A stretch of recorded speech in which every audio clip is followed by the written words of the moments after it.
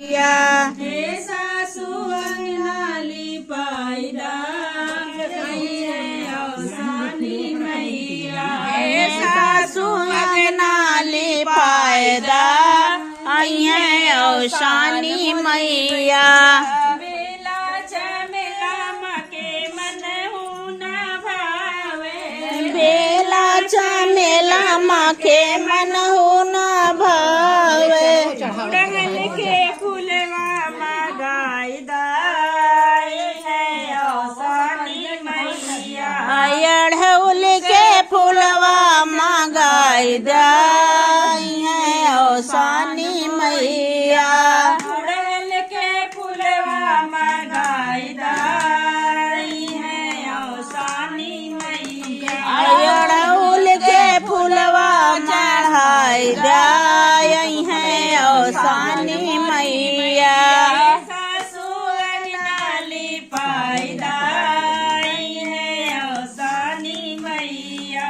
हे सासू अंगनाली पायदाई है औसानी मैया।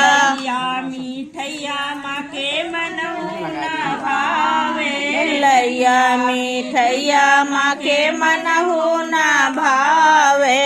हे सासू चनवा मगाई दाई है औसानी मैया।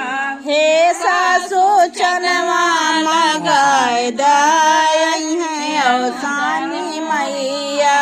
हे सासू चनवा मगाई दाई है औसानी मैया। हे सासू चनवा मंगाई दाई है औसानी मैया। हे सासू अंगनाली पायदाई है औसानी मैया। सासू अंगनाली पायदाई है औसानी मैया। मैया के मन भावे। सात सोहागिनी मैया के मन भावे। हे सासू मंगल कराई है औसानी मैया। हे सासू मंगल कराई दाई है औसानी मैया। हे सासू मंगल कराई दाई है औसानी मैया। हे सासू मंगल कराई दाई है औसानी मैया। हे सासू अंगनाली पायदाई है औसानी मैया। हे सासू अंगनाली पायदाई है औसानी मैया। हरिओम रहा